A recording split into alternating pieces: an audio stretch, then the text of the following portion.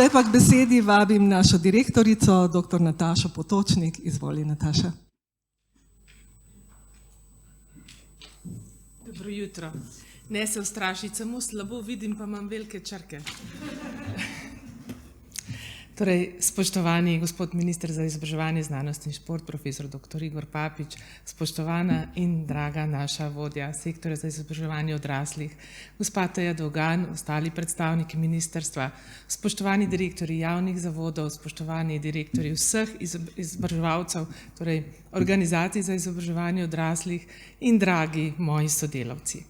Prisrčno dobrodošli na letnem posvetu, ki je za vse nas, ki delujemo na področju izobraževanja odraslih, poseben dan, če že ne praznik, ki zaokroža aktualne dejavnosti in dosežke v politiki, razvojno-raziskovalnem delu in praksi izobraževanja odraslih.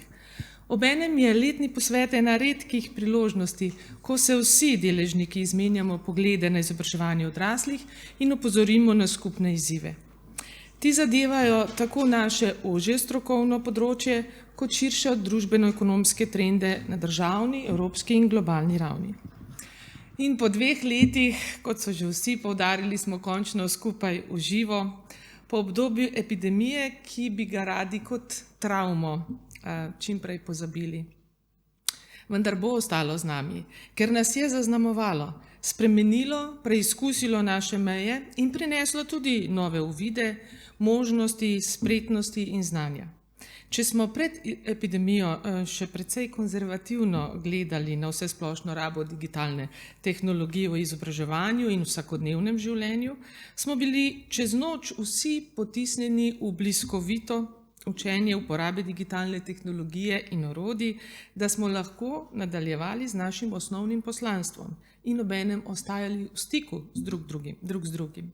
Veliko smo se naučili tudi o sebi in drugih in včasih ostali odprtih ust ob tem, kako hitro se lahko ljudje, če imajo seveda za to možnost, prilagodijo, se naučijo novih stvari, ne glede na starost. Vsi, ki smo izvajali izobraževanje v tem času, smo izkazali izjemno prožnost. Slovarski opis pravi, da je prožna oseba tista, ki se je sposobna prilagajati v času oziroma razmeram. Torej lahko spremeni svojo rutino, začne delati nekaj drugače. Tak človek mora premagati tudi določene ovire. Značilnost osebe, ki lahko prehaja nekam, naprimer na določeno raven, premagujoč ovire, pa je prodornost. Prodornost opisujemo tudi kot veliko sposobnost za spoznavanje in umsko razčlenjevanje. V času številnih družbenih izzivov se moramo še kako ukvarjati s tema 2 kompetencama. S prožnostjo in prodornostjo bodo ljudje lažje kos zahtevam dela in predvsem časa, da ujamemo ta zeitgeist. Družba potrebuje samozavestne ljudi, ki imajo dobro zgrajeno osebnost, znajo razmišljati, so proaktivni, imajo raznovrstna znanja in se znajo s svojim vedenjem prilagajati razmeram, ki nastajajo v delovnem okolju in širše. Ne pustim se prepričati, da je ravno obratno, da želimo zgolj pridnost, neprožnosti, da želimo le zvesto posnemanje, nekritičnega razmišljanja. Ne, temeljni namen našega dela vseh tu notri, ki se ukvarjamo z izobraževanjem odraslih, je opolnomočenje ljudi, da lahko uresničijo vse svoje potrebe, vse svoje potenciale, so avtonomni, osebno učinkoviti, aktivno prispevajo k družbi, so motivirani za nadaljnje učenje in seveda, da se vključijo v trg dela oziroma ohranijo delo. Pri tem pa morajo poleg vsega imeti tudi dobro znanje in kompetence v skrbi za lastno psihično in fizično zdravje in počutje ter za skrb drugih. Prožnost, prodornost in zdravje imajo na letošnjem posvetu torej glavno vlogo, pod žarometom pa so učeči se, najrazličnejše ciljne skupine in izobraževalci odraslih, ki smo prav tako učeči še bolj, kot smo slišali od gospoda ministra, moramo biti. Torej se bomo v teh dneh ozirali tudi vase, kako moramo kot načrtovalci, izvajalci politik in programov biti prožni z vidika časa, kraja, virov, oblik in organizacije izobraževanj, kako vključiti raznovrstne pristope in ukrepe za povečanje vključenosti, inkluzije in motivacije za učenje, kar kot eno prednostnih področij izpostavlja Evropski program za izobraževanje odraslih. Pri tem med drugim izpostavlja potrebo po zagotavljanju prožnih, modularnih učnih možnosti ter ponudbo bolj vključujočih učnih poti.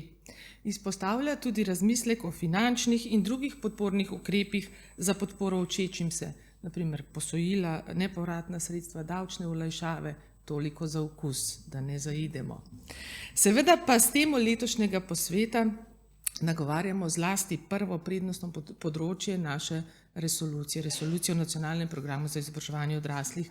To je splošno neformalno izobraževanje, ki je izrazito večrazsežnostno.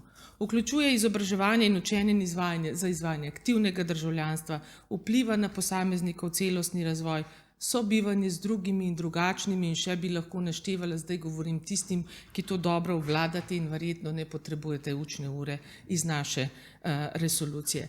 Dejstvo pa je, da pravzaprav gre za programe, ki so namenjeni reševanju izzivov v skupnosti oziroma družbi, denimo osebnostni razvoj, zdravje in zdrav življenjski slog, narava, okolje, trajnostni razvoj, narodna pripadnost, evropska svetovna kultura, sodelovanje v skupnosti, medgeneracijsko sodelovanje in podobno.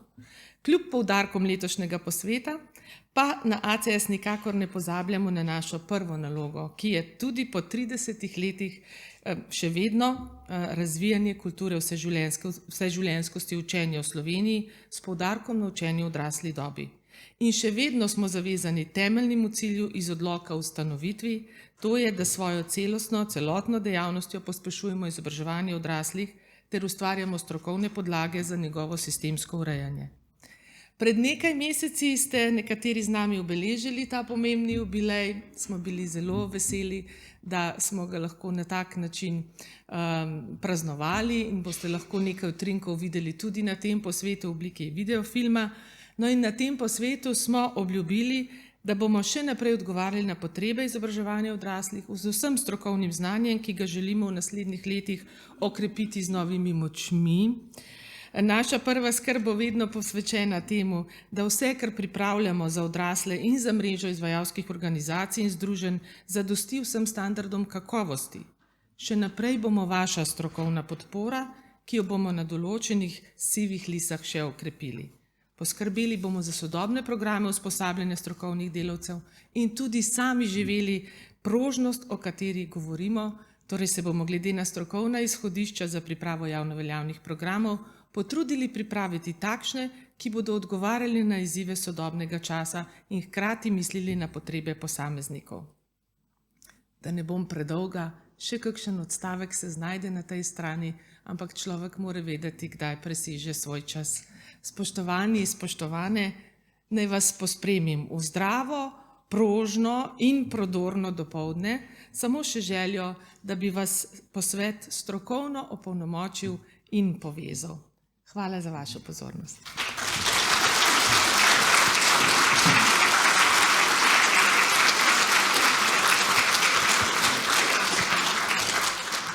Hvala lepa, Nataša, za to poglobitev v temeljna načela današnjega in jutrišnjega dogodka. Zdaj malce bolje, še bolje vemo, kaj pač pomeni zdravo, prožno in prodorno in kako je to umeščeno tudi v naše skupno strokovno delovanje.